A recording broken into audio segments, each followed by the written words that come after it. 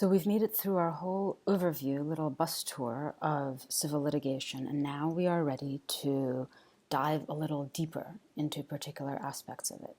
And we're going to take this more or less chronologically and start where the lawsuit starts, with pleading. So to understand the way that pleading works now, it's good to have an idea of where we started out. One of the reasons for that is that these requirements have changed quite a bit over time, what it takes to start a lawsuit. And in some sense, you can see them as kind of mechanical, we're just working out kind of what the most efficient or most attractive way to run the system is. But in another way, in a pretty deep way, they reflect social values and our ideas about what law is, what law should be, what litigation can be used for, and so on. And you see those values in flux, not only in the history, which I'm about to recount to you, but also in the present day. Over the last 10 years or so, there's been a major kind of earthquake in the law of pleading that I think is worth exploring and noting, and it's worth thinking about what values are being expressed in the changes that we're seeing in our generation. One way to think about these values is as constructing pleading rules that emphasize certain results or certain goals over others. So are we more concerned with ensuring that every lawsuit is fair and reaches a correct outcome? Or are we more concerned with making sure that the system as a whole is efficient and runs smoothly and doesn't get backed up? Are we more concerned with meting out justice in every case, or with the administrability of the courts? And then it can also relate to how you think about law and litigation in the first place. Is law something that people turn to for protection, and that's how we should conceptualize it? Or is it primarily something that the government imposes upon people as a restraint? And so we should conceptualize it that way and limit the amount of constraint that government can impose on private individuals. And we've kind of already seen these different views just in the cases we've talked about so far. So think about Fuentes and the way that the court there is really focused on fairness and justice and on law as a protective measure that individuals turn to. And then just a few years later, in Matthews v. Eldridge, we see the court kind of retreating from that focus and saying, focusing on just fairness every time is pretty difficult. It takes a lot of resources. It clogs up the court. The court in Matthews v. Eldridge is much more concerned with efficiency and administrability. So although we talk about these things as changes in the doctrine, obviously you realize that these changes don't just happen by themselves. There are people making these changes, and they make those changes as a result of basically battles that are going on behind the scenes, social movements, political movements, ideological theories that people are propounding with different opinions about what law should be and who it should serve and how litigation should work and what it should be able to accomplish. So all of that is kind of the background story of the foreground story of how pleadings have changed over time. So pleading in the old days was pretty complex. Partly it was complex because, as I've mentioned in class, we actually had two different systems of courts. One was called the common law system, one was called the equity system. The common law system was extremely complicated by our standards, and it really focused on pleading. The main thing that happened in the common law system was figuring out what kind of lawsuit you had, which legal category it fit under, and what the narrowest issue was that you could be suing about. So here's a little kind of recounting of the dance that you'd go through in common law litigation. The plaintiff would seek a writ from the king, from some representative of the king, asking the plaintiff, requesting that the plaintiff be allowed to sue. When he received that writ, he would determine what form of action his suit took. And there were many, many different forms. There was trespass, assumpsit, replevin was a common law form of action. You guys have seen that already, but lots more. And every one of these had its own pleading form, the types of evidence that would matter, or the types of statements that would matter, its own conditions for determining a result, and so on. And so it was really important to get the right form of action. Because, so for instance, if my complaint says that you came onto my field and you stole my cow, so I sue you in the form that's appropriate for that. But it turns out that my cow actually wandered onto your pasture and you kept it and refused to give it back. That's the wrong form of action. And so even though I might be right on what we today call the merits, I couldn't sue you because I was suing in the wrong form of action. Or I was trying to use the wrong law to sue you. So there's lots and lots of difficulty in figuring out the correct form of action to sue.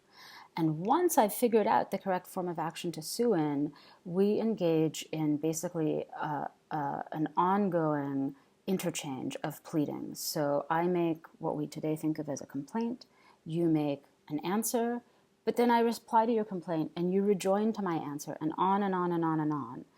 And the idea with these pleadings was to narrow down the focus of the lawsuit to basically one issue, if possible. And upon that one issue would be held a trial where the judge would determine questions of law and the jury would determine questions of fact. So that's common law pleading in a real nutshell. What does equity look like? In equity, the complainant would write a bill saying what they wanted from the respondent or defendant. The respondent would issue a demurrer, something like a 12b6 motion nowadays, saying you don't have a case here. Or they would answer and deny some of the factual matter. And then there would be evidence, quite a change from the never-ending pleading of common law, mostly through affidavits. And the judge, the chancellor, would basically determine what kind of evidence was necessary and when there was enough. And finally, the decision would be made by the chancellor. There's no juries in equity. So the typical kind of remedy that would be afforded in equity would be something like an injunction. So these injunctions took different forms, but basically it would be ordering somebody to do something. And the way that the jury right is distributed here from the common law and equity is preserved in our United States Constitution. So in the Constitution, the Seventh Amendment says, in suits at common law where the value in controversy exceeds $20, which is basically most suits now, the right of trial by jury shall be preserved. Note it doesn't say equity, because there was no trial by jury in equity. And that is why when you have an injunction in a modern case, you don't have a jury for injunctions. You have juries for damages. Okay, so you have this extremely complex form, two different systems, each with their own complex form. If you want a little more information on this, there's a really cool and very readable article by David Knoll called A Reader's Guide to Pre-Modern Procedure. I'm going to put it up in the extras folder on UB Learn's documents. It's only about 10 pages long, and I think it gives a really nice outline of both the pre-modern procedure, but then it also explains to you where the modern procedure came from. And you're now in a position where you're going to understand what he's talking about because you know some of that modern procedure. So that lasted basically from, the 13th century until the mid-19th century in the United States. And then we had a brief period where we introduced something called the Field Codes, starting in 1848, that were adopted in some places but not others. These tried to simplify the situation a little bit. The idea behind them was that the plaintiff needed to talk about the facts and the judge would determine the applicable law. So you got out of this endless dance of trying to figure out the right form of action. But there was still a lot of formality, and crucially, it still required the plaintiff to know a lot of the facts ahead of time because there was no discovery, just as in common law, there was no discovery. Finally, we get to 1938, the real watershed year, when we introduce the Federal Rules of Civil Procedure. The Federal Rules of Civil Procedure de-emphasize the role of pleadings, and they introduce discovery into all legal cases in the civil system. So here's the key things they did. They united common law and equity, and you see that in Rule 1, which says these rules govern the procedures in all civil actions and proceedings in the United States District Courts. That's a big deal. That little sentence, all civil action, basically eliminates the existence of these two separate systems and unites them. So sometimes you'll see this referred to as the days of the divided bench. That's common law and equity. 1938 united that divided bench into one civil action. And as you'll notice, that civil action incorporated a lot of equity. It limited the importance of pleadings, and it not only allowed for evidence, but it required evidence and encouraged discovery of each other's evidence. It also did a couple of other things. It created the idea of notice pleading, which is something we'll see debated a lot in the next couple of days of class. The idea of notice pleading is that the plaintiff is supposed to notify the defendant and give him an opportunity to contest the charges against him.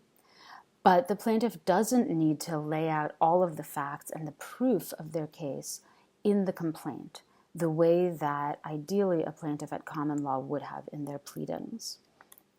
Furthermore, a plaintiff can plead and a defendant can answer lots of things at once. So there's no separate suit for every kind of action. I don't have to go back once I've discovered that my cow wandered onto your field. I don't have to go back and start a whole new lawsuit. And also, if aside from my cow, you've also come and gotten my horse or something, I can sue you for both of those things at the same time. I don't need to launch an action for every individual misdeed that I'm accusing you of.